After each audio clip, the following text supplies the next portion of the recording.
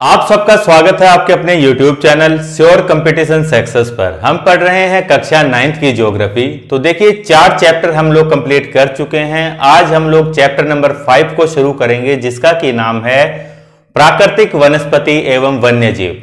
तो देखिए चैप्टर को हम प्रारंभ करें उससे पहले आप सब लोग जानते हैं कि हमारा जो भारत देश है ये विविधताओं में एकता वाला देश है। अगर देश की बात करें तो देखिए भारत में जितने भी राज्य हैं हर एक राज्यों की भूमिकाएं अलग अलग है। आप देखेंगे हर एक राज्यों की भाई वेशभूषा, पहनावा है, जो वहां का खान पान है, रहन सहन है, हर एक चीज आपको अलग अलग मिलेगी। बोलचाल, भाषाएं, सब चीजें अलग अलग है, फिर भी हमारा भारत देश एक है। तो यहां पर देखिए राज्यों के अंदर तो ये असमानताएं पाई जाती है, विविधताएं पाई जाती है। लेकिन आज का जो हमारा टॉपिक है प्राकृतिक वनस्पति और वन्य जीव, इसके अंदर हम लोग क्या डिस्कस करेंगे। इसके अंदर हम लोग जानेंगे कि भारत के अंदर जो भी प्राकृतिक वनस्पतियां, यानी कि वनस्पतियों की बात हो रही है तो इसका मतलब है भाई वनस्पतियों के अंदर क्या क्या चीजें आती हैं। वनस्पतियों के अंदर देखिए आपके घास होती है, कटीली झाड़ियां हैं या फिर बड़े वृक्ष हैं, ये सब चीजें आती हैं। वन्य जीवों के अंदर भी विभिन्न विभिन्न प्रकार के भाई जीव पाए जाते हैं। तो यहां पर यही चीज हम लोगों को डिस्कस करनी है कि जो हमारा भारत देश है यहां पर जो प्राकृतिक वनस्पतियां पाई जाती हैं, उसके अलावा जो वन्य जीव है इनके अंदर किस किस प्रकार की विभिन्नताएं पाई जाती है, तो इस चीज को हम लोग डिस्कस करेंगे। अगर बात करें जो चैप्टर का प्रारंभ होता है आपका, वो होता है जैव विविधता के साथ, यानी कि बायोडाइवर्सिटी के साथ। ये बायोडाइवर्सिटी क्या है, इस चीज को ही सबसे पहले हम लोग समझेंगे। तो शब्द आया है यहां पर बायोडाइवर्सिटी। बायोडाइवर्सिटी की बात करें यानी कि जैव विविधता की, तो ये देखिए 2 शब्दों से मिलकर बना हुआ है। पहला जो शब्द है ये है बायो और दूसरा है डाइवर्सिटी। तो बायो का मतलब क्या है, बायो का मतलब आप लेंगे लिविंग ऑर्गेनिज्म से, जो भी चीज जो संजीव है, जो जीवित है, उनको रखा गया है किसमें, बायो के अंदर। अब बायो के अंदर देखिए दोनों चीजें ही शामिल है, इस चीज को ध्यान में रखेंगे।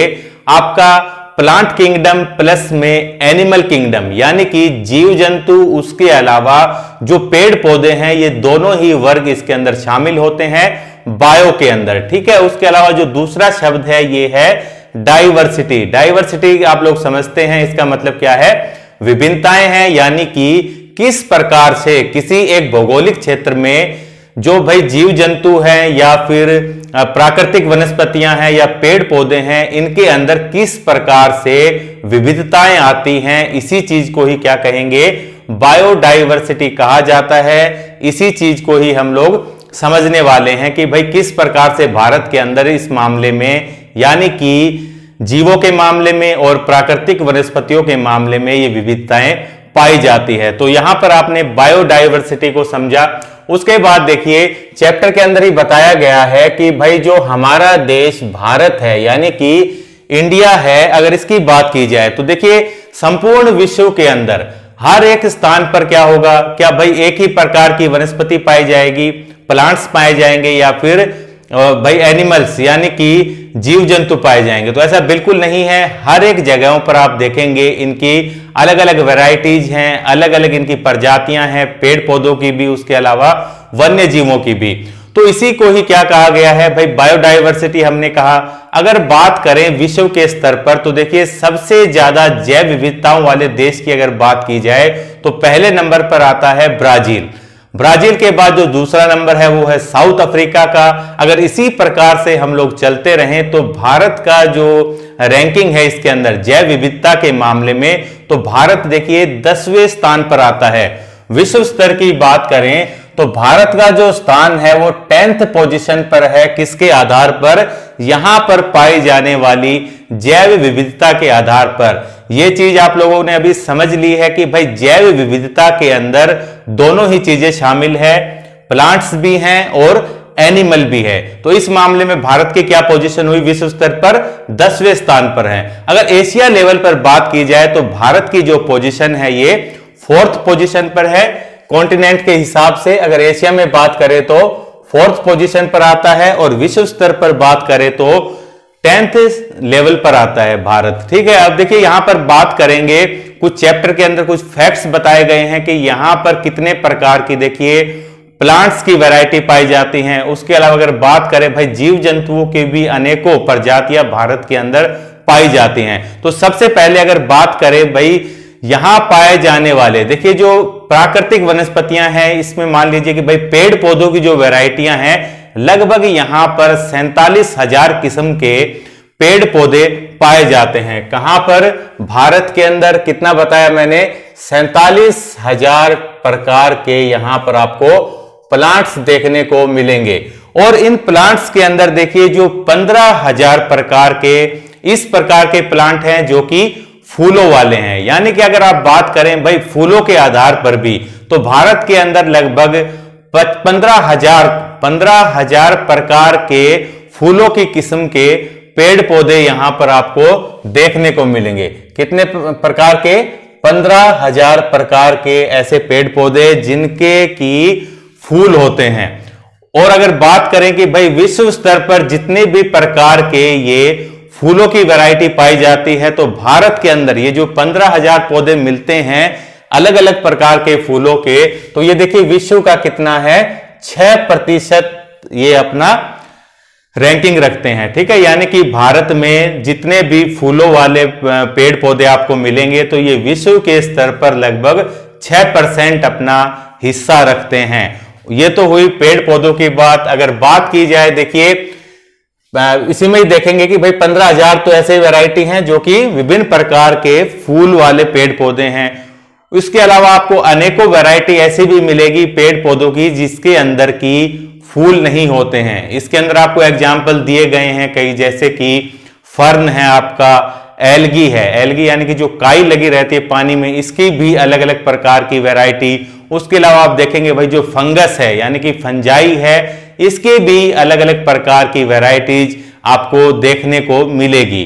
तो ये तो बात हुई देखिए प्लांट जगत की। अगर एनिमल किंगडम की बात करें तो देखिए भारत के अंदर लगभग 90 प्रकार के आपको जीव जंतु देखने को मिलेंगे। ठीक है, 90,000 प्रकार के जीव जंतु देखेंगे। इसके अलावा आप देखेंगे कि भाई मछलियों की भी बहुत सी प्रजातियां आपको देखने को मिलेगी। दुनिया भर की ताजे पानी की मछलियां हैं, खारे पानी की मछलियां हैं, इसके अंदर भी बहुत सारी विविधताएं आपको देखने को मिलेगी, जीवों के स्तर पर भी इस प्रकार से। तो देखिए अगर बात करें भाई वनस्पति के बारे में बात करें, तो सबसे पहले हम लोग जो चैप्टर का हमारा नाम है कि प्राकृतिक वनस्पति। तो देखिए अगर वनस्पति की बात करें तो वनस्पति के अंदर हर एक प्रकार के पेड़ पौधे हो गए, घास है, कटीली झाड़ियां हैं, वन है, हर एक प्रकार की चीजें शामिल होगी। इसके अलावा देखिए जो मानव निर्मित आप देखेंगे कि भाई कहीं पर बाग लगा हुआ है, बागान है, कहीं पर फलों की खेती हो रही है, कहीं पर सब्जियों की खेती है, अन्न उगाया जा रहा है, तो ये भी अपने आप में ही पेड़ पौधे ही तो हैं। ये सभी चीजें वनस्पति के अंदर शामिल होती हैं। लेकिन हमें अध्ययन करना है प्राकृतिक वनस्पति का, तो सबसे पहले ये जान लेना जरूरी होगा कि ये प्राकृतिक वनस्पति क्या है। तो देखिए अगर प्राकृतिक वनस्पति की बात की जाए तो इस प्रकार के पेड़ पौधे जो कि बिना किसी मानव के हस्तक्षेप के या फिर बिना किसी मानव के सहयोग के अपने आप उगते हैं, उनका जो पालन पोषण है वो किसी मनुष्य के द्वारा नहीं किया जाता है, प्रकृति खुद उनका पालन पोषण करती है। और ऐसे जो पेड़ पौधे हैं, ये देखिए पर्यावरण की जो भी वहां पर दशाएं हैं, जल की उपलब्धता है, उसके हिसाब से इन पेड़ पौधों ने क्या कर लिया है? अनुकूलन कर लिया है, अडेप्टेशन कर लिया है। तो इस प्रकार के पेड़ पौधों को हम क्या कहेंगे? प्राकृतिक वनस्पति कहा जाएगा। प्राकृतिक वनस्पति सीधी सी डेफिनेशन है कि ऐसे पेड़ पौधों की वैरायटी जो कि बिना किसी मानवीय सहयोग के अपने आप उगती है, उनको क्या कहेंगे? प्राकृतिक वनस्पति कहा जाएगा। ठीक है, आज के इस चैप्टर में हम लोग यही डिस्कस करने वाले हैं प्राकृतिक वनस्पति के बारे में। तो आप लोगों ने अभी समझा कि वनस्पति देखिए तो भाई मानव के द्वारा लगाई जाती है और उसके अलावा प्राकृतिक वनस्पति। तो वनस्पति आप लोगों ने समझ लिया है कि जो प्राकृतिक वनस्पति है ये क्या है। प्राकृतिक वनस्पति समझ गए हैं। अब वनस्पतियों के अंदर ही देखिए 2 प्रकार के आपको और वैरायटीज बताई गई है कि भाई एक तो है देशज देशज वनस्पति और दूसरा है विदेशज वनस्पति। तो वनस्पतियों की यानी कि पेड़ पौधों की ऐसी वैरायटी जो कि जिनकी की उत्पत्ति क्या है, हमारे भारत देश में खुद से हुई है, तो इनको क्या कहेंगे, देशज, इनको पेड़ पौधे कहे जाएंगे, ठीक है, देशज वनस्पति कही जाएंगी। अगर ऐसे पेड़ पौधे जो कि कहीं बाहर के देशों से लाकर यहां लगाए गए हैं तो उनको क्या कहेंगे, विदेशज पौधे कहा जाएगा इनको। तो देखिए आपने इतिहास के अंदर भी पढ़ा होगा कि भाई जो पुर्तगाली थे तो भारत के अंदर ये कई प्रकार की फसलों को लेकर आए थे, जिसके अंदर आप देखेंगे कि भाई आलू भी है, टमाटर भी था, तंबाकू वगैरह, इस प्रकार की चीजें। तो ये सब क्या है, ये बाहर के पौधे हैं, दूसरे कंट्रीज के ये पौधे रहेंगे, प्लांट। तो ये क्या है, विदेशज प्रजातियां हैं वनस्पति की, जो हमारे देश की मूल प्रजातियां हैं पेड़ पौधों की, इनको क्या कहेंगे, देशज वनस्पति इनको कहा जाएगा। तो ये चीज आप समझ गए होंगे। यहां पर दो चीजें हमने देखी, एक तो है आपका देशज और एक है विदेशज, ये दो शब्द आपने देखे। अब देखेंगे कि भाई हमारा जो भारत देश है, अगर इसके स्तर पर आप लोग देखें तो क्या आपको हर एक जगह पर एक ही किस्म के पेड़ पौधे दिखाई देंगे या फिर वन्य जीव दिखाई देंगे, तो ऐसा नहीं है। इनका जो वितरण है पूरे भारतवर्ष में अलग अलग है। आप देखेंगे कि भाई भारत के केरल के हिस्सों में या फिर तमिलनाडु के हिस्सों में आप देखेंगे कि यहां पर जो वनस्पति की, पेड़ पौधों की जो वैरायटी पाई जाती है वो आपको यहां पंजाब में देखने को नहीं मिलेगी। उसके अलावा अगर आप लोग देखेंगे कि भाई जम्मू कश्मीर, लद्दाख जो पर्वतीय क्षेत्र है, यहां पर जिस किस्म के पेड़ पौधे आपको देखने को मिलेंगे, तो जरूरी नहीं है कि ये पूरे भारत में ही देखे जा सकते हैं। आप राजस्थान में देखेंगे तो इस प्रकार के पेड़ पौधे कतई आपको देखने को नहीं मिलेंगे। अगर राजस्थान की वनस्पतियों को आप देखेंगे तो ये बिल्कुल अलग किस्म की आप लोगों को दिखाई देगी। तो ऐसा कौन सा भाई कारण है, ऐसे कौन कौन से कारक हैं जो कि किसी भी स्थान पर ये जो भाई जैव विविधता पाई जा रही है, यानी कि प्लांट्स और जो एनिमल के अंदर ये जो डिफरेंस है कि हर एक जगहों की वनस्पतियां, पेड़ पौधे, जीव जंतु अलग अलग हैं, तो इन सब चीजों का कारण क्या है, ये चीज हम लोग अभी डिस्कस करेंगे। यानी कि ऐसे कौन कौन से फैक्टर हैं जो कि किसी भी स्थान के फ्लोरा और फ्यूना को अफेक्ट करने का काम करते हैं। तो देखिए सबसे पहले हम लोग देखेंगे कि जैव विविधता को प्रभावित करने वाले कारक कौन कौन से हैं। अगर कारकों की चर्चा की जाए कि कौन कौन से कारक हैं, तो सबसे पहला जो कारक है इसके अंदर हम देखेंगे धरातल के बारे में। यानी कि भारत का जो आप कह लीजिए, यानी कि टोपोग्राफी, भारत की जो स्ट्रक्चर है, भौगोलिक जो यहां की स्ट्रक्चर है वो किस प्रकार की है, ये भी इस चीज को प्रभावित करती है कि यहां पर किस किस प्रकार के पेड़ पौधे, वनस्पतियां पाई जाएंगी। तो सबसे पहला मैंने आपको बताया धरातल, यानी कि भाई टोपोग्राफी ही है। तो धरातल के अंदर देखिए दो पॉइंट बताए गए हैं कि कौन कौन से आते हैं। तो पहला है भूभाग। भूभाग यानी कि यही बात हो रही है कि पूरा जो भारतवर्ष है इसकी स्ट्रक्चर एक जैसी नहीं है। हम लोग बहुत बार इस चीज को पढ़ चुके हैं। आप लोगों ने देखा है कि किस प्रकार से भारत के उत्तर में हिमालय का विस्तार है। भारत के पश्चिमी हिस्सों में आप देखेंगे कि यहां पर थार का मरुस्थल है, उसके अलावा यहां पर भाई पश्चिमी घाट है आपका, ठीक है। तो हर एक जगहों पर क्या है, अलग अलग टोपोग्राफी है। दक्कन का पठार है, पूरा प्रायद्वीपीय भारत का जो पठार है, अलग अलग स्ट्रक्चर यहां पर है।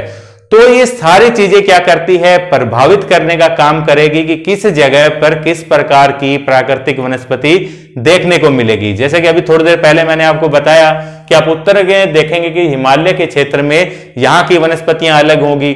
यहां पर दक्कन के पठार में देखेंगे कि भाई यहां की जो भूमि है सख्त है, आग्नेय प्रकार की चट्टानों से निर्मित है। तो यहां पर आप लोग क्या देखेंगे कि जो वनस्पतियों का वितरण मिलेगा वो बिल्कुल अलग प्रकार की देखने को मिलेगी। गंगा के मैदान में देखेंगे अलग प्रकार की वनस्पतियां हैं।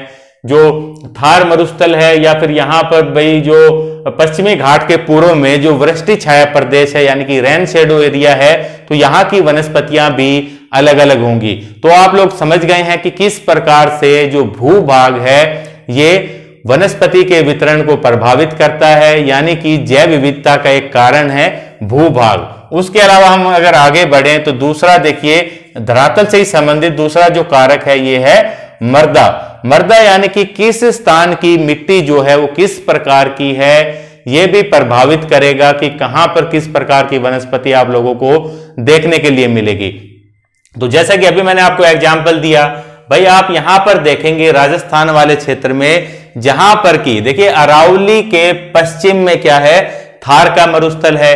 तो यहां पर वर्षा का जो वितरण है ये बहुत ज्यादा कम है। इसकी वजह से ही क्या है, यहां पर इस रेगिस्तान का निर्माण हुआ, जिसे कि हम थार डेजर्ट के नाम से जानते हैं। तो यहां की वनस्पतियों को अगर आप लोग देखेंगे तो भाई वनस्पति अलग प्रकार की होगी। वनस्पतियां किस प्रकार की होगी, जीरोफाइट्स टाइप की होगी, यानी कि मरुदभिद प्रकार की होगी।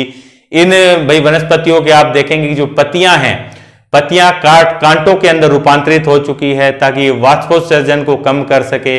वाष्पोत्सर्जन यानी कि पानी का जो लॉस हो रहा है पौधों से, यहां पर पानी की वैसे ही कमी है, तो ये पेड़ पौधे क्या करते हैं, अपनी पत्तियों का लंबे समय से इन्होंने रूपांतरण कर लिया है कांटे के रूप में। तो ये क्या करेंगे, वाष्पोत्सर्जन को कम करेंगे। इनकी जो जड़ें हैं ये भी अधिक गहराई तक जाती है ताकि जितनी भी गहराई में जल हो उसको आसानी से ढूंढ कर भाई पौधों को पूरा पोषण दे सके। तो इस प्रकार से हर एक जगह की जो मिट्टियां हैं वो अलग अलग प्रकार से वनस्पति को प्रभावित करती है। जैसे कि अभी मैंने बताया था थार का एग्जाम्पल, यानी कि बालू मिट्टी। बालू मिट्टी में आप लोग देखेंगे कि जीरोफाइट्स प्रकार की वनस्पतियां आप लोगों को देखने को मिलेंगी, मरुदभिद प्रकार की। वहीं आप देखेंगे कि भाई जो डेल्टा वाले क्षेत्र है, जहां पर नदियां अपनी स्पीड कम होने की वजह से क्या करती हैं, डेल्टा की फॉर्मेशन करती हैं। इन जगहों पर आप लोग देखेंगे तो आप लोगों को क्या देखने को मिलेगा कि यहां के जो पेड़ पौधे हैं वो किस प्रकार के मिलेंगे, पर्णपाती प्रकार के वृक्ष इनके मिलेंगे। पर्णपाती यानी कि ऐसे पेड़ पौधे जो कि सर्दियों के बाद में और मानसून से पहले यानी कि इस बीच के समय के दौरान क्या करते हैं, अपनी पत्तियों को नीचे गिरा देते हैं। ठीक है, पत्तियों को नीचे गिरा देते हैं। कारण यही है वाष्पोत्सर्जन को कम करने के लिए, पानी की कमी को पूरा रखने के लिए। तो इस प्रकार के पेड़ पौधे आपको देखने को मिलेंगे डेल्टाई क्षेत्रों में। उसके अलावा आप लोग देखेंगे कि जो भाई ढलान वाले क्षेत्र है, यानी कि जो पर्वतीय ढलान वाले क्षेत्र है, यहां पर आपको देखने के लिए मिलेंगे कई प्रकार के पेड़ पौधे देखने को मिलेंगे। ठीक है, खासकर जैसे आप देखेंगे शंकुधारी वन मिलेंगे, हिमाचल प्रदेश में मिलते हैं ना शंकुधारी वन, इस प्रकार के वन आपको देखने को मिलेंगे। क्यों, यहां की जो मिट्टी है वो अधिक गहराई पर होती है, यानी कि अभी समझेंगे इसको, अभी हिमालय के ऊपर भाई किस प्रकार की वनस्पतियां मिलती है एग्जाम्पल के साथ समझेंगे। तो अभी आप लोग ये समझेंगे इस प्रकार से कि जहां पर बालू मिट्टी है वहां पर जीरोफाइट्स मिलेंगे, मरुदभिद प्रकार की। डेल्टाई जो क्षेत्र है यहां पर पर्णपाती पेड़ अपनी पत्तियों को गिराने वाले इस प्रकार के वन मिलेंगे। जो ढलान वाले क्षेत्र हैं या कह लीजिए कि भाई जो पर्वतीय क्षेत्र है, यहां पर आप लोगों को शंकुधारी वन देखने को मिलेंगे। तो ये तो फैक्टर था कौन सा, जो हमारा धरातल है, यानी कि जो भाई अर्थ की क्रस्ट है या फिर पृथ्वी की ऊपर वाली सतह है, तो किस प्रकार की है, ये भी क्या करता है, प्रभावित करता है वहां की वनस्पतियों के वितरण को। अब दूसरा हम लोग फैक्टर देखेंगे कि दूसरा फैक्टर कौन सा है। तो दूसरा जो फैक्टर है, इंपॉर्टेंट फैक्टर ये है जलवायु, यानी कि क्लाइमेट के बारे में। जो हमारा चौथा चैप्टर था उससे ही संबंधित था, जलवायु से। तो आप लोगों को पता है कि भाई जलवायु क्या है, ये वायुमंडल की दशाई है, यानी कि किस प्रकार का वायुमंडल है। और वायुमंडल के अंदर देखिए बहुत से फैक्टर यहां पर शामिल होते हैं, जैसे कि तापमान है, वर्षा है, ह्यूमिडिटी है, वायु दाब है, ये सब चीजें इसके अंदर शामिल होती हैं क्लाइमेट के अंदर। तो ये फैक्टर किस प्रकार से वनस्पति के वितरण को प्रभावित करते हैं, ये चीज अब हम लोग देखेंगे। तो देखिए सबसे पहला जो कारण है ये है टेम्परेचर। अब टेम्परेचर किस प्रकार से वनस्पति के वितरण को प्रभावित करता है। तो देखिए टेम्परेचर की अगर बात की जाए तो भाई सिंपल सी बात है, अगर हम ये पृथ्वी है हमारी बीचों बीच से 0 डिग्री इक्वेटर है, तो देखिए 0 डिग्री इक्वेटर से जब हम लोग 90 डिग्री यानी कि ध्रुवों की तरफ चलते हैं इस प्रकार से, तो आप लोगों को पता है कि भाई जो टेम्परेचर है इसमें गिरावट होती है। क्यों, क्योंकि जो सूर्य का लंबवत प्रकाश है वो यहां पर रहता है, साल भर के अधिकतर समय क्या होगा, 0 डिग्री पर रहता है विषुवत रेखा पर। ऊपर की तरफ धीरे धीरे जाएंगे तो सूर्य का प्रकाश तिरछा पड़ना प्रारंभ हो जाता है, यानी कि टेम्परेचर में गिरावट आती जाती है। और इसकी वजह से क्या होता है कि वनस्पति के वितरण में भी आप लोग देखेंगे कि असमानता बनती है। देखिए अभी आपको चैप्टर समझ नहीं आ रहा होगा, अभी के चैप्टर में हम लोग सिर्फ चैप्टर की प्रारंभिक चीजों को डिस्कस कर रहे हैं। बाद में जब हम वनों के प्रकार वगैरह ये सब चीजें पढ़ेंगे तो आप लोग अच्छी तरह से समझ जाएंगे इन सब चीजों को। तो इस प्रकार से अभी मैंने आपको बताया कि किसी भी जगह का जो टेम्परेचर है ये क्या करेगा, प्रभावित करता है कि वहां की वनस्पतियां किस प्रकार की होगी। तो पहला टेम्परेचर था, इस टेम्परेचर में ही समझेंगे कि देखिए जैसे जैसे हम लोग ऊंचाई पर जाते हैं तो टेम्परेचर में क्या होगा, गिरावट होगी। ये जो हमने बनाया है टेम्परेचर में गिरावट, ये तो क्या है, जब हम धरातल पर ही चल रहे हैं, ठीक है, धरातल से धरातल पर ही है, यानी कि 0 डिग्री से लेकर 90 डिग्री। अगर हम बात करें कि अगर हम ऊंचाई पर जा रहे हैं, जैसे कि किसी पर्वत के ऊपर अगर हम लोग चढ़ रहे हैं तो भी क्या होगा, टेम्परेचर में गिरावट होती है, ठीक है। जैसे कि भाई एक तो हमारा कोई प्लेन सरफेस आप लीजिए, जैसे कि कहीं पंजाब हरियाणा यूपी की कोई आप कहीं पर खड़े हैं, एक तो वहां का टेम्परेचर, उसके अलावा अगर आप उत्तर में जाते हैं तो यहां पर क्या है, हिमालय, एक आप लोग हिमालय के ऊपर जाएंगे तो क्या होगा, टेम्परेचर में गिरावट होगी, ठीक है। जैसे जैसे ऊपर चलेंगे आप पर्वत के तो टेम्परेचर में गिरावट आती चली जाएगी, और टेम्परेचर की वजह से क्या हो रहा है कि भाई तापमान में कमी हो रही है, तो इसकी वजह से क्या होगा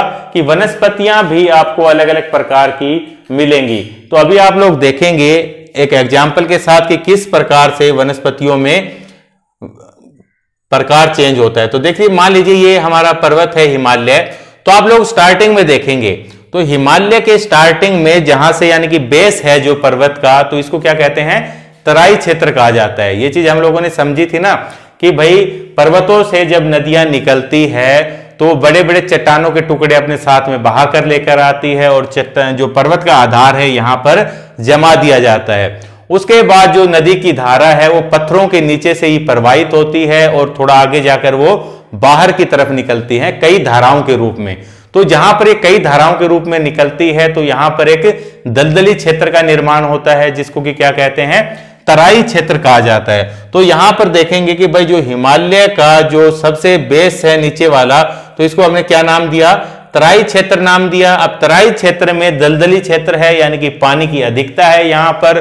तो यहां पर किस प्रकार के वन पाए जाएंगे, यहां पर आप लोगों को देखने के लिए मिलेंगे सदाबहार वन मिलेंगे। सदाबहार वन यानी कि ऐसे वन, एवरग्रीन प्लांट, यानी कि जिनकी पत्तियां झड़ती नहीं है, ठीक है। जैसे कि अभी थोड़ी देर पहले मैंने एग्जांपल दिया था कि डेल्टाई क्षेत्रों में कैसे वन मिलते हैं, पर्णपाती प्रकार के, जो कि अपनी पत्तियों को गिरा देते हैं। लेकिन तराई क्षेत्र में आप लोग देखेंगे कि यहां पर आप लोगों को सदाबहार वन देखने को मिलेंगे। सदाबहार वन यानी कि एवरग्रीन फॉरेस्ट है, ठीक है, हमेशा इनकी पत्तियां जो है बनी रहती है। अब आप लोग क्या करेंगे, धीरे धीरे पर्वत की ऊंचाई पर चढ़ना प्रारंभ करेंगे। आप और ऊंचाई पर जाएंगे तो देखेंगे कि भाई जो पर्वत का नीचे वाला हिस्सा है, यानी कि देखिए मान लीजिए कोई क्षेत्र है जो कि कहां पर पड़ता है, उष्णकटिबंधीय क्षेत्र में पड़ता है। 0 डिग्री इक्वेटर से लेकर नॉर्थ की तरफ क्या है, 23.5 डिग्री नॉर्थ यानी कि ट्रॉपिक ऑफ कैंसर, कर्क रेखा, 23.5 डिग्री साउथ यानी कि मकर रेखा, ट्रॉपिक ऑफ कैप्रिकॉर्न। ये जो बीच का क्षेत्र है 23.5 डिग्री नॉर्थ से लेकर 23.5 डिग्री साउथ, इसी को क्या कहते हैं, उष्णकटिबंधीय क्षेत्र कहा जाता है। यहां की जो जलवायु है कैसी रहेगी, गर्म जलवायु वाला क्षेत्र रहेगा, उष्णकटिबंधीय जलवायु है। अगर यहां पर कोई पर्वत पाया जाता है और उसकी ऊंचाई बहुत ज्यादा अधिक है तो क्या उस पर्वत की चोटी पर भी इसी प्रकार की जलवायु मिलेगी, उष्णकटिबंधीय जलवायु? तो ऐसा नहीं होगा। यहां पर आप लोग देखेंगे कि पर्वत की ऊंचाई धीरे धीरे कर कर बढ़ रही है। पर्वत की ऊंचाई जैसे जैसे बढ़ेगी तापमान में कमी आती चली जाएगी। एक एग्जाम्पल है जैसे कि अफ्रीका कॉन्टिनेंट में आप लोग देखेंगे कि जो माउंट केनिया है, ठीक है, जो माउंट केनिया है वो क्या है भाई, 0 डिग्री इक्वेटर पर ही स्थित है। 0 डिग्री इक्वेटर पर क्या है कि तापमान बहुत ज्यादा अधिक रहता है, लेकिन उस पर्वत की ऊंचाई पर जैसे जैसे आप लोग ऊपर की तरफ जाएंगे तो तापमान में कमी होती चली जा रही है, जिसकी वजह से जो उस पर्वत का शिखर है यानी कि माउंट केनिया का जो शिखर है वहां पर आप लोग देख सकते हैं बर्फ से आच्छादित शिखर देखेंगे, ग्लेशियर्स वहां पर देखने के लिए मिलेंगे। तो जैसे जैसे ऊंचाई बढ़ेगी पर्वत की तो भाई जलवायु भी चेंज होगी यहाँ की। तो नीचे आप लोग देख रहे थे कि उष्णकटिबंधीय प्रकार की जलवायु थी, अब ऊंचाई बढ़ रही है, तापमान में कमी आ रही है, तो यहां पर अब कैसी जलवायु होगी? शीतोष्ण जलवायु हो जाएगी। शीतोष्ण कटिबंधीय जलवायु आपको देखने को मिलेगी। यानी कि देखिए 23.5 डिग्री से जब ऊपर की तरफ जाते हैं तो यहां पर क्या है? ये शीतोष्ण कटिबंधीय वाला क्षेत्र है। ठीक है, इस प्रकार की जलवायु मिलेगी। तो यहां पर आप लोग देखेंगे कि जो वनों का प्रकार है वो अचानक से चेंज हो जाएगा। नीचे वन अलग प्रकार के मिलेंगे, सदाबहार वन है। ऊपर की तरफ आप देखेंगे कि भाई शीतोष्ण कटिबंधीय आ गया है, तो यहां पर अलग प्रकार के वन शुरू हो जाएंगे, जैसे कि देवदार वगैरह इस प्रकार के पेड़ पौधे यहां पर प्रारंभ हो जाएंगे। और अधिक ऊंचाई पर जाएंगे आप लोग तो ऊपर देखेंगे कि देखिए कोणधारी वनों का प्रारंभ हो जाएगा। कोणधारी वन यानी कि इस प्रकार के वन आप लोगों को देखने को मिलेंगे। ठीक है, जैसे कि वो क्रिसमस ट्री होता है, इस प्रकार के वन आप लोगों को देखने के लिए मिलेंगे। कोणधारी वन यानी कि इन्होंने ये प्राकृतिक वनस्पति है, अपना अडेप्टेशन किया है, इन्होंने अनुकूलित कर लिया है खुद को। क्यों? ताकि जब स्नोफॉल होता है तो इस प्रकार की स्ट्रक्चर क्या करती है, जो बर्फ इनके ऊपर गिरेगी वो तुरंत क्या होता है, नीचे की तरफ गिर जाती है। उसके अलावा देखिए और ऊंचाई पर आप जब लोग जाएंगे तो और अधिक ऊंचाई पर क्या मिलेगा? टुंड्रा वनस्पति देखने को मिलेगी। टुंड्रा या फिर इसी को क्या बोलते हैं? अल्पाइन। अल्पाइन वनस्पति देखने को मिलेगी। टुंड्रा और अल्पाइन वनस्पतियां देखिए, वैसे तो आप ध्रुवीय प्रदेशों में जब जाएंगे ऊपर की तरफ जो शीतोष्ण कटिबंधीय क्षेत्र है यहां पर देखने को मिलेगी, लेकिन यहां पर आप लोग देख सकते हैं हिमालय के केस में ही भारत जो कि ज्यादातर हिस्सा उष्ण कटिबंधीय क्षेत्र में है, कुछ हिस्सा शीतोष्ण कटिबंध में है, लेकिन ऊंचाई की वजह से किस प्रकार तापमान में गिरावट आती है और एक ही जगह पर आप लोग देखेंगे कि किस प्रकार से अलग अलग प्रकार की वनस्पतियां यहां पर देखने को मिलेगी। यह चीज समझिए आपने। उसके बाद देखेंगे जो दूसरा फैक्टर है ये है सूर्य का प्रकाश, यानी कि इंसोलेशन की यहां पर बात हो रही है। किस जगह पर कितना सूर्य का प्रकाश आ रहा है यह भी क्या करेगा? वहां की वनस्पतियों को प्रभावित करने का काम करेगा। सूर्य का प्रकाश है वो किसके लिए आवश्यक है? जो पेड़ पौधों की वृद्धि होती है उसके लिए जरूरी होता है सूर्य का प्रकाश। तो जहां पर सूर्य का प्रकाश ज्यादा मिलेगा तो वहां के पेड़ पौधे ज्यादा वृद्धि करेंगे, ज्यादा बड़े होंगे। जहां पर कम होगा तो छोटी छोटी वनस्पतियां पाई जाएगी। तो इस प्रकार से यह भी प्रभावित करेगा। और आप देखेंगे जो तीसरा फैक्टर है क्लाइमेट के अंदर ही ये है वर्षण। वर्षण यानी कि रेन की यहां पर बात हो रही है। आप लोग जानते हैं कि भाई भारत के अंदर जो वन पाए जाते हैं ये किस पर आधारित हैं? वर्षा के ऊपर आधारित होते हैं। ठीक है, तो वर्षा का वितरण भी प्रभावित करता है कि कहां पर किस प्रकार की वनस्पतियां पाई जाएंगी। किसी जगह पर भाई ज्यादा वर्षा होगी तो वहां पर सदाबहार प्रकार के वन मिलेंगे।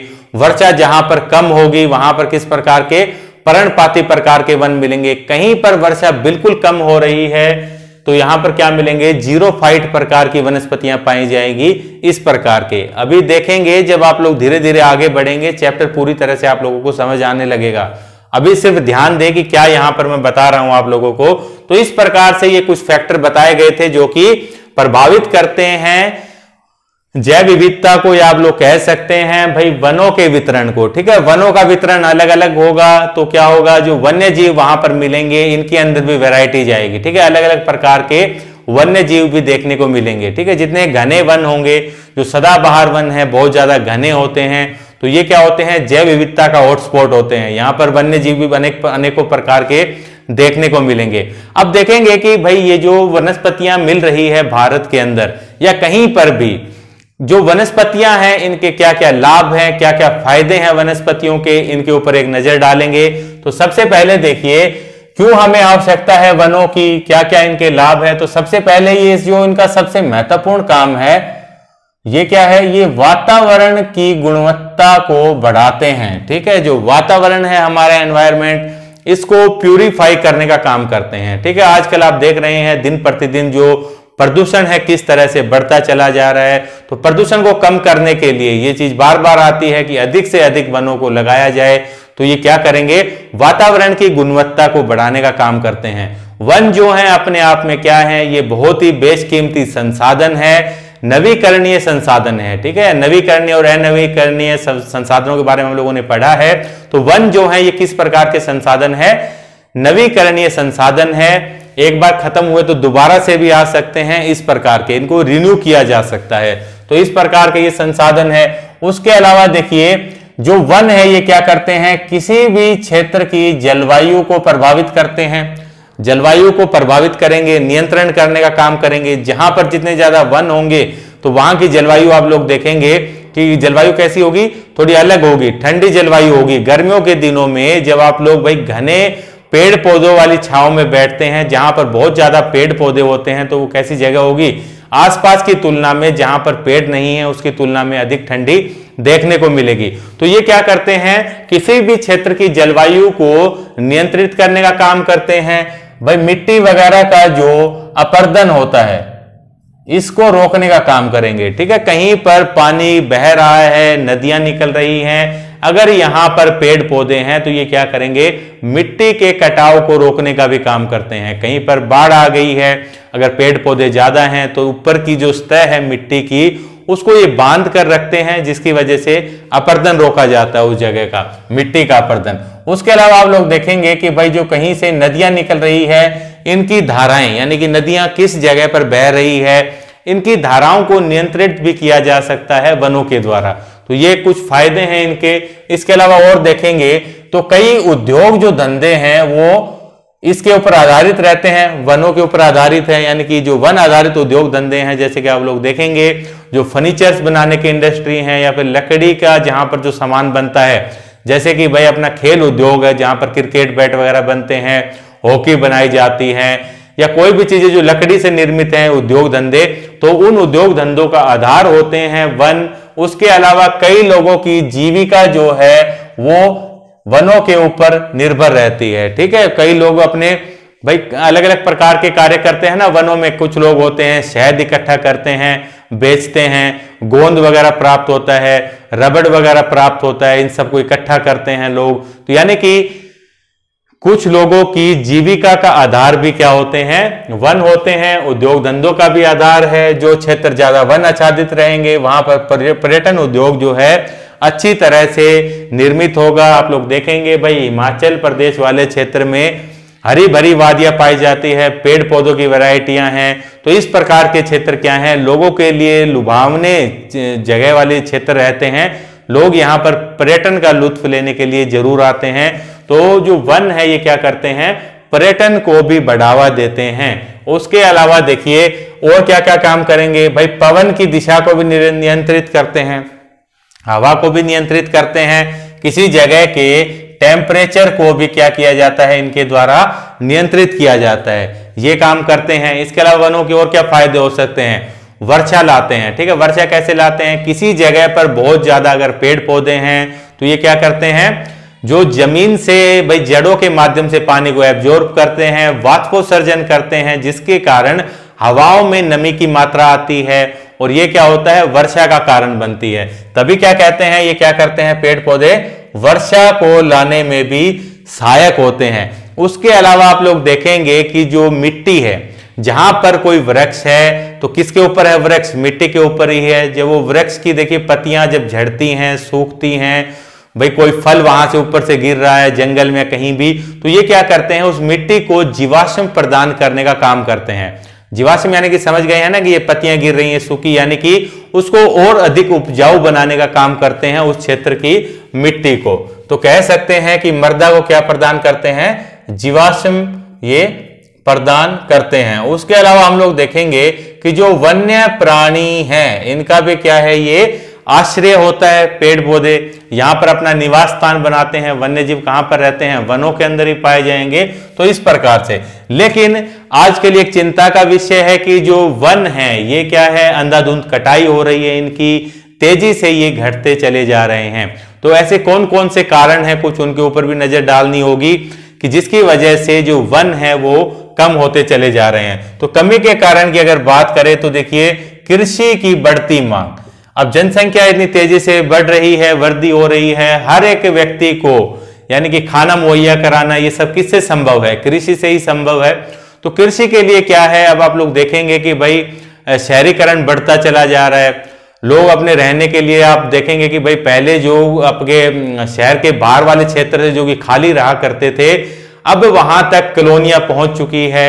तो इसकी वजह से क्या है कि जो कृषि योग्य भूमि है इसके अंदर भारी गिरावट आती चली जा रही है। तो लोग अब क्या कर रहे हैं, नई कृषि योग्य भूमि कहां से लाएंगे, तो वनों की कटाई कर रहे हैं, भूमि को वहां से समतल कर रहे हैं, वहां पर कृषि का कार्य कर रहे हैं। तो सबसे बड़ा एक फैक्टर यही है कि कृषि योग्य भूमि की तलाश में इंसान क्या कर रहा है, वनों का विनाश कर रहा है, वहां पर कृषि योग्य भूमि को बनाया जा रहा है, वन की भूमि को साफ करके कृषि योग्य भूमि बनाई जा रही है। तो कृषि जो क्या है, ये भी वनस्पति है जो फसल उगेगी, लेकिन ये प्राकृतिक वनस्पति नहीं है। हम किसकी बात कर रहे हैं, प्राकृतिक वनस्पतियों की बात कर रहे हैं। प्राकृतिक वनस्पतियों में क्या क्या आता है, घास है, कटीली झाड़ियां हैं, वन है, ठीक है, जो कि सदाबहार हो सकते हैं, पर्णपाती, इन सब चीजों को हम लोग बाद में डिस्कस करेंगे।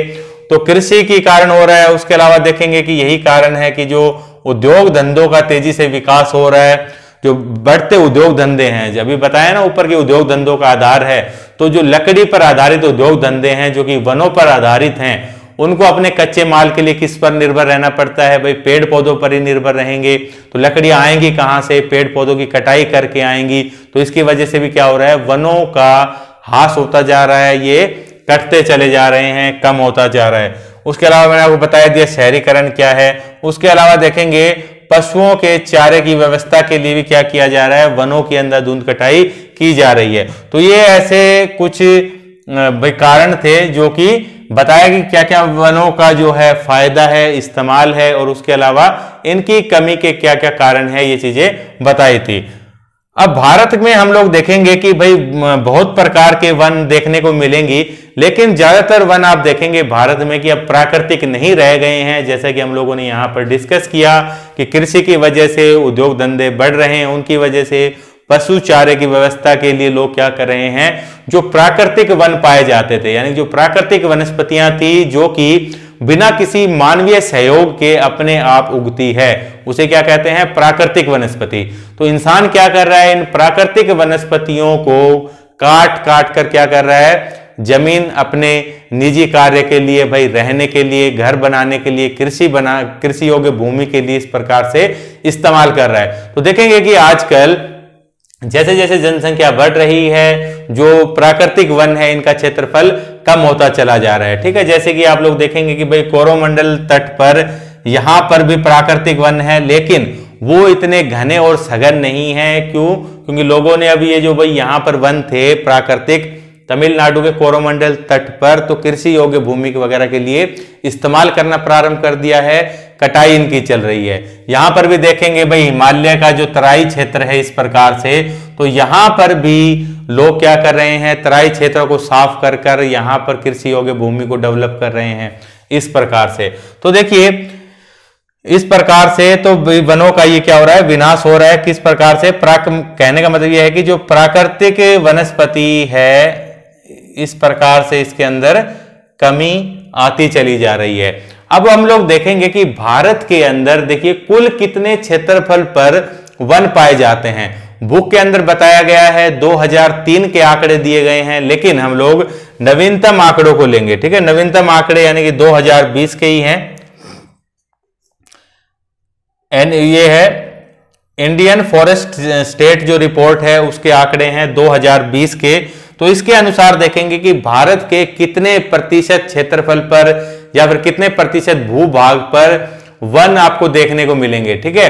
तो ये कितने प्रतिशत भाई कितने क्षेत्रफल पर है, 8,07,276 वर्ग किलोमीटर, इतनी भूभाग पर क्या देखने को मिलेंगे, वन आच्छादित ये क्षेत्र है भारत का। भारत का कुल क्षेत्रफल कितना है, 32,87,263 वर्ग किलोमीटर। 32,87,263 वर्ग किलोमीटर में से केवल 8,07,276 वर्ग किलोमीटर पर क्या पाए जा रहे हैं, वन देखने को मिलेंगे। अगर बात की जाए तो ये कितना परसेंट है, 24.56% है, ठीक है। 2020 के ये आंकड़े हैं, तो किसका है ये 24%, जो भारत का कुल क्षेत्रफल है। 32,87,263 वर्ग किलोमीटर का 24.56% क्या है, इतना है। और ये क्या है, वनों से आच्छादित भारत का क्षेत्र है। तो उसके बाद देखिए अब हम लोग देखेंगे कि भारत के अंदर कितने प्रकार के वन पाए जाते हैं। यहां से हमारा मेन टॉपिक शुरू होता है। अभी तक तो हम लोग क्या कर रहे थे भाई, भूमिका ही बना रहे थे कि वन क्या है, ये चीज समझने की कोशिश कर रहे थे। मेन जो टॉपिक अब से स्टार्ट होगा, अब इसको पढ़ेंगे तो आप लोगों को सारी चीजें समझ आ जाएंगी। तो देखिए, ये हमारे भारत का मैप है। अभी हम लोग केवल देखेंगे कि भारत के कौन कौन से हिस्से में किस किस प्रकार के वन पाए जाते हैं। हर एक वन को हम लोग डिटेल से डिस्कस करेंगे, उनके एग्जाम्पल भी देखेंगे, आप लोग अच्छी तरह से हर एक चीज समझ जाएंगे। तो भारत में देखिए, सबसे पहले मैंने आप लोगों को बताया, अब वनों के देखिए कौन कौन से प्रकार हैं। तो जो पिछला हमारा वीडियो था, पिछले वीडियो जलवायु के अंदर हम लोगों ने देखा था भाई, मानसून को भी डिस्कस किया था, देखा था कि मानसून जो है कहां कहां पर ज्यादा वर्षा करता है। तो देखिए, अभी हमने पढ़ा था ना कि भाई जो वर्षा है ये भी क्या करती है, वनों के वितरण को प्रभावित करती है। तो ये जो अब तक हमारी पढ़ी हुई चीजें हैं, यही अब यहां पर काम आएगी। तो देखिए, भारत के किन किन हिस्सों पर सर्वाधिक वर्षा होती है, ये चीज आप लोग अब तक समझ गए होंगे अगर पिछले टॉपिक देखे हैं। तो यहां पर मैंने आपको बताया था कि तापी नदी के मुहाने से लेकर इस प्रकार, ठीक है, भारत के पश्चिमी तरफ क्या है, तमिलनाडु तक, इस प्रकार गुजरात से तमिलनाडु तक क्या है, पश्चिमी घाट फैला हुआ है। और पिछले वीडियो में हम लोगों ने डिस्कस किया था कि जब मानसून आता है ग्रीष्मकालीन, दक्षिण पश्चिमी मानसून जो कि इस दिशा से आता है, तो ये क्या करता है, पश्चिमी घाट से टकराकर जो हमारा पश्चिमी घाट का पश्चिमी हिस्सा है, ठीक है, ये पश्चिमी घाट है तो पश्चिमी हिस्सा ये है इधर वाला, और पूर्वी ये है, तो पश्चिमी घाट के हिस्से पर सर्वाधिक वर्षा करता है। यहां पर बहुत ज्यादा वर्षा करता है। इसका मतलब क्या है कि यहां पर क्या देखने को मिलेगा, बहुत ज्यादा वर्षा होती है, और नतीजा क्या है, ये जो क्षेत्र आप देख रहे हैं ये वनों से पूरी तरह आच्छादित देखने को मिलेगा। इस प्रकार से समझ गए हैं क्यों, क्योंकि यहां पर वर्षा सर्वाधिक होती है। दूसरा हिस्सा हम लोगों ने पढ़ा था, तमिलनाडु का जो कोरोमंडल तट है, जब शीतकालीन मानसून आता है, जब देखिए शीतकालीन मानसून से पूरे भारतवर्ष में वर्षा नहीं होती है, शीतकालीन जो मानसून है उसकी दिशा इस प्रकार से रहती है, स्थलीय भागों से ये भाई कौन सा, उत्तर पूर्वी मानसून बहकर आ रहा है, जिसकी वजह से कोई नमी नहीं है, कोई वर्षा नहीं होगी।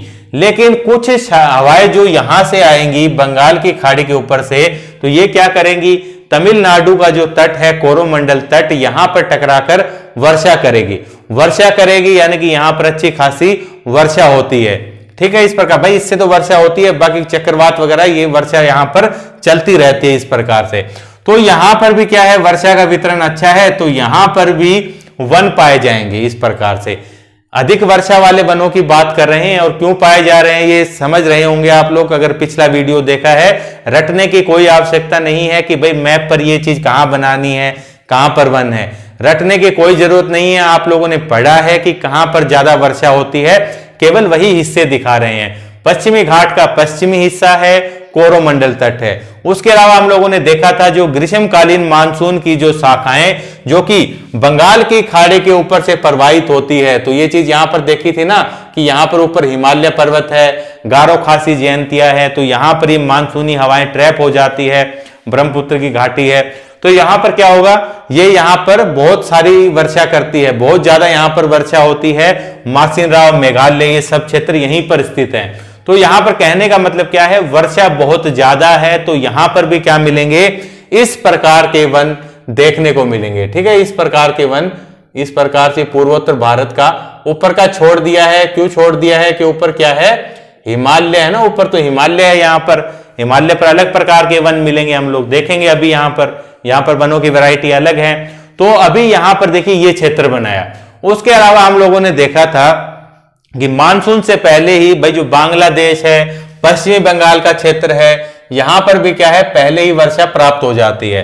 बोला था ना काल बैशाखी है इस प्रकार से, या फिर जैसे चक्रवात वगैरह आते रहते हैं यहां से बंगाल की खाड़ी से। तो यहां पर पश्चिम बंगाल वाले क्षेत्र में भी देखेंगे कि वर्षा का जो वितरण है बहुत ज्यादा है, तो यहां का भी हिस्सा लेंगे। तो ये जो क्षेत्र है इस प्रकार से, तो यहां पर भी बहुत ज्यादा वन पाए जाएंगे। किस प्रकार के वन मिलेंगे, बहुत ज्यादा यहां पर वन, भाई वर्षा हो रही है तो वन कैसे मिलेंगे, बहुत ज्यादा हरे भरे मिलेंगे। वर्षा की मात्रा अधिक है तो उन वनों को अपनी पत्तियां गिराने की कोई आवश्यकता नहीं है, क्योंकि साल भर नमी बनी रहती है यहां पर। तो ये जो वन मैंने अभी अभी बनाए हैं, तो ये किस प्रकार के वन है? इनको क्या कहेंगे? ये है सदाबहार वन। सदाबहार वन इनको कहेंगे। तो पहला प्रकार है ये वनों का सदाबहार वन, ठीक है, जो ग्रीन कलर में बनाए गए हैं, ये सदाबहार वन है। अब दूसरे वन देखेंगे हम लोग, जैसा कि अभी हम लोगों ने डिस्कस किया था हिमालय के बारे में कि पर्वतों पर किस प्रकार जैसे जैसे हम ऊंचाई पर चलते हैं तापमान में गिरावट आती है और वनस्पतियों का जो वितरण है, यानी कि जो वैरायटी पाई जा रही है पेड़ पौधों की, इनमें भी चेंज आते हैं, ठीक है, ये भी चेंज होती चली जाती है। तो अब दूसरा यही है कि हिमालय वाले क्षेत्र को देखेंगे तो देखिए ऊपर का ये जो क्षेत्र है, यहां पर आप लोगों को पता है भाई काराकोरम, लद्दाख, जास्कर, उसके बाद क्या है वृहद हिमालय, मध्य हिमालय, शिवालिक, इस प्रकार से हिमालय है। तो यहां पर इस प्रकार से लेंगे, ये यहां पर आप लोग देखेंगे भाई जो शिवालिक का हिस्सा है इस प्रकार से, ठीक है, ये जो ऊपर का बचा हुआ, अब इसको हम ब्लैक कलर में बनाएंगे। ये जो हिस्सा आप लोग देख रहे हैं इस प्रकार से, तो यहां पर क्या है हिमालय ही तो है। तो यहां पर किस प्रकार के वन देखने को मिलेंगे? इस प्रकार के वन देखने को मिलेंगे। जो तराई क्षेत्र है यहां पर किस प्रकार के मिलेंगे? सदाबहार वन मिलेंगे, ठीक है। तो यहां पर वर्षा ज्यादा हो रही थी, पश्चिमी घाट पर कोरोमंडल तट है, पश्चिमी बंगाल है, यहाँ पर पूर्वोत्तर भारत है। उसके अलावा जो तराई क्षेत्र है यहां पर भाई नदियां भी दलदली भूमि का निर्माण करती हैं। उसके अलावा यहां से पढ़ा था ना कि भाई ये जो शाखा जा रही है ये मानसून की, ग्रीष्मकालीन मानसून है, ये इधर वाला दक्षिण पश्चिम शाखाएं जो जा रही है, जब ये शाखाएं बंगाल के खाड़ी के ऊपर से गुजरती है तो कुछ शाखाएं इस प्रकार से हिमालय से टकराकर, ठीक है, यहां देखा था ना, ऊपर चली जाती है, हिमालय के साथ साथ इस प्रकार से ये मानसूनी पवनें फिर से चलती है यहां पर। तो यहां पर ये मानसूनी पवनें आती हैं। जब पढ़ा था हम लोगों ने मानसून के चैप्टर में तो ये सारी चीजें आ गई थी। पढ़ी हुई कोई भी चीज बेकार नहीं होती है, कहीं ना कहीं उसका इस्तेमाल जरूर होता है, ठीक है। तो यहां पर क्या है मानसूनी पवनें इस प्रकार से आती हैं और ये पवनें मैंने बताया था हिमालय का जो बाहरी जो श्रृंखला है शिवालिक, उसके दक्षिणी हिस्से पर क्या करती है? बहुत ज्यादा वर्षा करती है। तो इसका कहने का मतलब क्या हुआ कि जो हिमालय का आप दक्षिणी हिस्सा देखेंगे यहां पर, जहां पर बहुत ज्यादा वर्षा हो रही है, यहां पर भी किस प्रकार के वन मिलेंगे? सदाबहार प्रकार के वन मिलेंगे, ठीक है। रटने की कोई आवश्यकता नहीं है, पता है, आप लोग पढ़ चुके हैं कि कहां कहां पर ज्यादा वर्षा होती है, वहीं पर क्या मिलेंगे? सदाबहार। सदाबहार का मतलब क्या है? एवरग्रीन, जो हमेशा हरा भरा रहेगा। तो कौन सा पेड़ पौधा हरा भरा रहेगा? जहां पर कि पानी की कोई कमी नहीं रहेगी। तो इस प्रकार से दूसरा क्षेत्र हमने बनाया पर्वतीय वन का, ठीक है। ये कौन से हैं? दूसरा ये है आपके पर्वतीय वन है, पर्वतों पर पाए जा रहे हैं तो पर्वतीय वन है। उसके अलावा देखेंगे कुछ हिस्से हम लोगों ने पढ़े थे राजस्थान के बारे में, जहां पर कि वर्षा का जो वितरण है वो बिल्कुल भी नहीं है, बहुत ज्यादा कम है। तो यहां पर देखिए अभी थोड़ी देर पहले भी तो डिस्कस किया था कि भाई जहां पर बालू प्रकार की मिट्टी पाई जाती है, वनस्पति कैसी मिलती है? जीरोफाइट। जीरोफाइट यानी कि मरुद्भिद, क्या कह सकते हैं, कांटेदार झाड़ियां। तो कांटेदार झाड़ियां यहां पर मिलेंगी। कहां मिल सकती हैं? भारत में। यह चीज रखने की आवश्यकता है? बिल्कुल भी नहीं है। आप लोग जानते हैं कि भाई यहीं पर तो मिलेगी जहां पर वर्षा कम होती है, इस प्रकार से, ठीक है। ये जो हिस्सा बन गया है, ये यहां पर आपका थार है, गुजरात है, कुछ हिस्सा भाई पंजाब का जहां पर वर्षा का वितरण कम है, यहाँ पर मध्य प्रदेश का भी कुछ हिस्सा है, इस प्रकार से। तो ये जो हिस्सा है ये कम वर्षा प्राप्त करता है। तो यहां पर किस प्रकार की वनस्पति मिलेंगी? यहां पर कटीली वनस्पतियां मिलेंगी, ठीक है। उष्ण कटिबंधीय कटीली झाड़ियां इनको कहते हैं, उष्ण कटिबंधीय कटीली झाड़ियां। ये क्या है? उष्ण कटिबंधीय सदाबहार वन है, ये मिलेंगे, ठीक है। अभी आप लोग सिर्फ इतना ध्यान दें कि यहां पर सदाबहार वन, पानी बहुत ज्यादा है, कभी पत्तियां गिराने की आवश्यकता नहीं। पर्वतीय वन मिलेंगे, हिमालय का विस्तार है तो कैसी वनस्पति होगी? पर्वतीय वनस्पति होगी। इस हिस्से पर क्या होता है? वर्षा बहुत ज्यादा कम है, तो यहां पर क्या मिलेंगे? जीरोफाइट्स मिलेंगे, मरुद्भिद प्रकार की। मरुद्भिद प्रकार की वनस्पतियों के एग्जाम्पल क्या हैं? जैसे कि नागफनी है आपका, केकर होता है भाई, खेजड़ी है, कैक्टस, इस प्रकार के, ठीक है, जो कांटेदार होते हैं, बेर वगैरह की झाड़ियां हैं, इस प्रकार के। तो यहां पर क्या मिलेंगे? कटीली झाड़ियों वाले पेड़ पौधे मिलेंगे, यहां पर मिलेंगे, और कहां पर मिलेंगे? तो देखिए यहां पर जब पश्चिमी घाट में हमने पढ़ा था कि ये जो भाई मानसून की शाखा है पश्चिमी घाट के पश्चिम में तो खूब वर्षा करती है, लेकिन पश्चिमी घाट के दूसरे हिस्से पर यानी कि पूर्व की तरफ ये वर्षा नहीं करती है। तो ये हिस्सा जो है भाई सूखा रह जाता है, तो यहां पर भी वर्षा का वितरण कम है, तो यहां पर भी जीरोफाइट्स मिलेंगे, पूरे में नहीं मिलेंगे। इस प्रकार से ये कुछ हिस्सा है, यहां पर जीरोफाइट्स मिलेंगे। ठीक है, जीरोफाइट्स को दिखाने के लिए हम इस प्रकार की ये डॉट बना देते हैं। तो यहां पर क्या देखने को मिलेंगे? जीरोफाइट्स मिलेंगे, कटीली झाड़ियां देखने को मिलेंगी। तो ये जो क्षेत्र मैंने बनाया है तो ये क्या है? वृष्टि छाया प्रदेश का एग्जाम्पल हो गया ना। वृष्टि छाया प्रदेश क्यों? क्योंकि यहां पर वर्षा हुई है पर्वत से टकराकर, ओरोग्राफिक रेन पश्चिम की तरफ, लेकिन पूर्व की तरफ वर्षा नहीं हुई। तो ये क्या है? रेन शेडो एरिया है। बाकी का क्यों नहीं है ये वाला?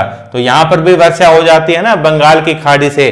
जब हमने पढ़ा था बंगाल की खाड़ी शाखा, तो नदियां हैं जो भाई गोदावरी, कृष्णा, कावेरी, इन नदियों के मुहाने से शाखाएं प्रवेश कर जाती हैं और यहां पर कई हिस्सों में वर्षा हो जाती है। ये हिस्सा है ये भाई अछूता रहता है वर्षा से, बहुत कम वर्षा प्राप्त करता है, वृष्टि छाया प्रदेश है ये, इसलिए। तो यहां पर कटीली झाड़ियां होंगी। ये तीसरा अपना एग्जाम्पल हो गया।